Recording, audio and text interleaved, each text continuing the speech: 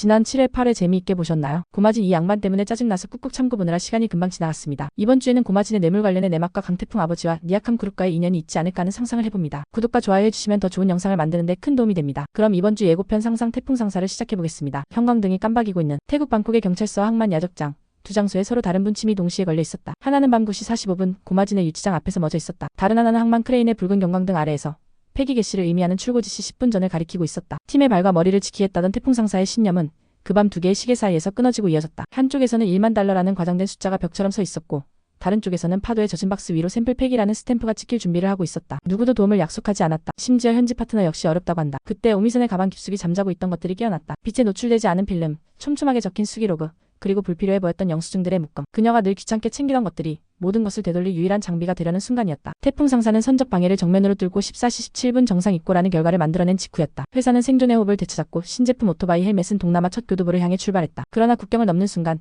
모든 원칙은 서류의 문장으로 변한다. 태국 통관 라인에선 누군가가 교묘하게 문장을 바꿔놓았다. 점심값은 뇌물이 되었고 50달러는 1만 달러로 부풀었다. 액수의 크기는 사건의 종류를 바꿔놓았다. 사건은 행정지연이 아니라 형사구속의 사유가 되었고 팀의 중심이었던 고마진은 쇠창살 안으로 사라졌다. 숫자는 사실이 아니었지만 숫자만으로도 회사의 신뢰는 무너질 수 있었다. 태풍은 알고 있었다. 위기에서 사람을 구하지 못하면 물건을 구해도 회사는 남지 않는다는 것을. 하지만 다음 분기 결산표에 남을 현실 또한 직시해야 했다. 헬멧은 창구 부관 만료가 다가오고 있었고 일정이 넘어가면 전량 폐기였다. 사람과 물건 사이 어느 하나만 선택하면 나머지는 값비싼 잔해가 된다. 선택의 시간은 초 단위로 줄어들었다. 우미선은 오랫동안 비웃음을 샀다. 사진을 너무 많이 찍고 메모가 지나치게 자세하며 영수증을 날짜, 시간, 장소별로 분류해 너무 빡빡하다는 이유로. 그러나 그 습관은 모한 기억을 공격 가능한 데이터로 변환하는 가장 저렴하고 강력한 장치였다. 그녀는 사건 당일의 동선을 다시 꺼내 맞췄다. 공항 입국 도장을 스캔하고 세관 창구의 정강시계를 프레임 안에 넣은 사진을 골라냈다. 고마진이 건넨 것은 담배 한 보루와 구겨진 50달러 한 장, 그리고 배송지 컨테이너 코드가 적힌 메모였다. 사진 하단에는 카메라의 타임 스탬프가 선명했다. 오후 14시 15분. 반면 진술서에는 오후 15시 뒤편 창고가 적혀 있었다. 장소, 시각, 물품. 세 개의 좌표 중 둘만 뒤틀려도 조작의 그림자는 짙어진다. 오미선은 결정을 내렸다. 사진을 당장 제출하면 오히려 소액의 뇌물이 사실로 확정될 위험이 있었다. 그녀는 더 단단한 고리를 준비하기로 한다. 첫째, 위증의 동기와 외부 개입을 찾는다. 둘째, 회사 체계임을 문서로 증명한다. 셋째, 물건 자체로 마지막 단추를 채운다. 그 순서를 어기지 않기로 마음먹었다. 항만 야적장에서 경광등이 돌기 시작했다. 헬멧 팔레트가 팟의 라인 쪽으로 끌려가는 사이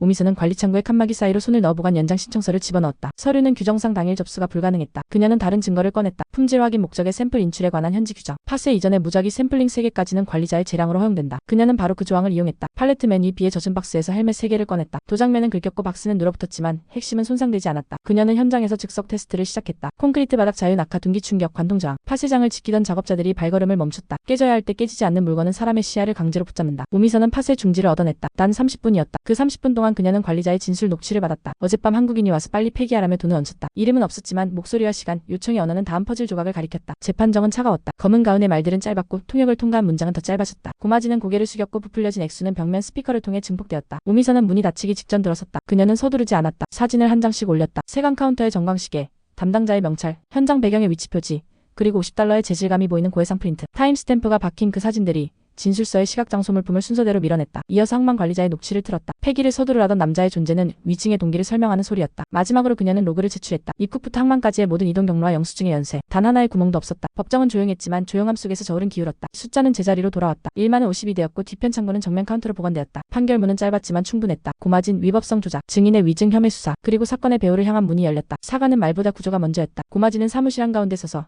자신의 오랜 습관이 만든 상처의 형태를 하나씩 짚었다. 절차를 우습게 여긴 태도, 여자는 외근이 안 된다는 낡은 통역, 그리고 빨리 처리하는 법이 능력이라는 자기 암시에 회사까지 끌어들이려던 순간 그는 변명하지 않았다. 오미선은 그 사과를 과장되지 않은 수위로 받아들였다. 잘못은 기록으로 바로잡았고 사람은 다음 선택으로 증명하면 된다. 두 사람 사이에는 처음으로 같은 문장이 생겼다. 우리는 앞으로 일을 서류로 말하게 한다. 그 약속은 회사의 내부 규정으로 곧바로 옮겨졌다. 해외 영업 모든 현장의 현장 로그 사진, 영수증의 3중 기록, 의무, 비위 신고 라인의 비밀 보장, 통관검수 단계의 외부 증빙 확보. 사과는 개인의 감정에서 끝나지 않고 조직의 시스템으로 올라갔다. 그제야 오미선은 미소를 보였다. 세대의 무게가 조금 가벼워졌다. 태풍은 사건 뒷면에 선을 찾고 있었다. 향만 관리자의 말 속 한국인의 그림자는 너무 익숙했다. 그러나 저 그림자만으로는 설명되지 않는 우가 있었다. 위기의 한가운데서 도움을 건넨 현지 기업가, 니약함 그룹의 현 회장. 그는 왜 태풍 상사의 이야기에 귀를 기울였을까? 답은 국경을 훨씬 넘어 수십 년 전으로 거슬러 올라갔다. 베트남 전쟁 말기 태국과 베트남 사이를 오가던 구항로에 한국 청년들이 있었다. 그 청년 중 한 명이 훗날 태풍 상사를 세운 강진영이었다. 그는 파손된 의료 장비를 고쳐보낼 줄 알았고 물자 상자 하나에 아이디용 연필을 꽉 채워 넣을 줄 아는 사람이었다. 당시 구항로를 관리하던 현지 젊은 통역이 지금의 니약함 회장이었다. 그때 강진영은 약속을 지키는 법을 보여줬다. 배가 늦으면 직접 노를 저어 섬에 들어갔고 물품이 모자라면 자기 것을 꺼냈다. 전쟁이 끝나고 항로가 닫히던 날 두 사람은 같은 문장을 남겼다. 우리는 약속을 지켰다. 수십 년이 지났다. 니아캄 회장은 그 문장을 기억했고 그 기억이 이번 위기에서 태풍에게 다리를 놓아주었다. 법정이 끝나자마자 태풍과 우미선, 고마지는 곧장 항만으로 향했다. 팟의 중지 도장은 아직 젖어 있었다. 3인이 꺼낸 샘플 3개는 즉석 전시대가 되었다. 니아캄 그룹 구매팀과 현지 딜러들이 모였다. 숫자와 사과 2년의 이야기 뒤에 마지막으로 남은 것은 제품 그 자체였다. 헬멧은 충격을 먹고도 형태를 유지했고 내부 라이너는 에너지 흡수 패턴을 균일하게 남겼다. 규정 충돌 시험 수치와 현장 파손 사진이 한 화면에서 겹쳐졌다. 팟의 작업자는 쓴웃음을 지었다. 이건 못 부숴요. 그 말은 달리 번역할 필요가 없는 보증이었다. 폐기 직전 회수한 샘플 3개가 현장에서 곧바로 영업도구로 변했다. 팟의 라인의 스위치는 꺼졌고 팔레트는 다시 창고로 들어갔다. 니아캄 그룹은 빠르게 내부 결제를 돌렸다. 초도 물량은 제한적이었지만 성능납 기율리 세 항목에 동시 체크된 계약이었다. 무엇보다 중요했던 것은 문서의 각주였다. 본 계약은 향후 기록 기반 품질 보증 체계를 전제로 확대한다. 회사의 철학이 조항이 되었고 조항은 시장에서 힘이 되었다. 태풍 상사는 사건 이후 내부 지도를 새로 그렸다. 고마지는 해외 CS와 영업으로 이동했다. 현장 감각은 탁월하되 절차의 울타리 안에서 움직여야 그 힘이 기게 간다. 오미선은 국내 해외 신사업 담당으로 승격되었다. 그녀의 기록 증명 설득 3단계 프로세스는 회사의 표준이 되었다. 태풍은 대표라는 이름의 빈칸을 채웠다. 대표의 일은 성과를 크게 보이게 하는 것이 아니라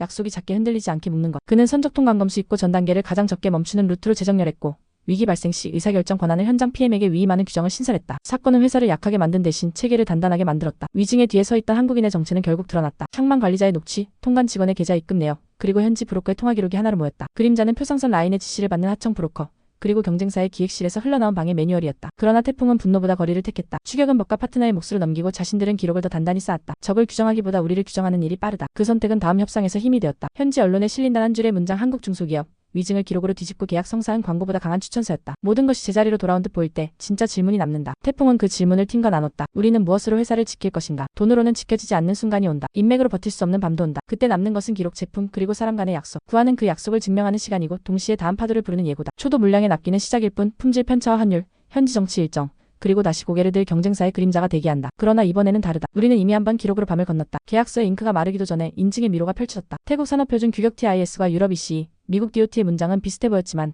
각 조합 속서에서 길이 갈렸다. 측정 장비의 보정주기, 가가속도 임계값의 표기 방식, 시험체 온습도 조건. 작은 차이는 큰 지연이 된다. 오미선은 미로의 입구에서 다시 카메라를 들었다. 시험 시작 전 장비의 교정 라벨을 촬영하고 시험펜의 시리얼을 도면과 매칭의 바코드로 묶었다. 고마지는 경험을 꺼냈다. 현장 엔지니어와 커피를 마시며 시험 스케줄을 48시간 앞당겼다. 태풍은 결제를 분할했다. 합격 출구 선적 3단계 매일 지급으로 현금 흐름을 안정시켰다. 세 사람은 각자 다른 문장을 고쳐 쓰고 있었지만 문장 끝에 찍히는 마침표는 하나였다. 멈추지 않는 납기. 사건을 기록한 파일은 사내 교육 자료로 바뀌었다. 제목은 간단했다. 우리가 밤을 걷는 방법. 첫 장에는 오미선의 로그가, 둘째 장에는 고마진의 반성문이, 셋째 장에는 태풍의 의사결정 트리가 들어갔다. PDF 마지막 페이지에는 체크리스트가 붙었다. 현장 도착 30분 내 배경시계 촬영.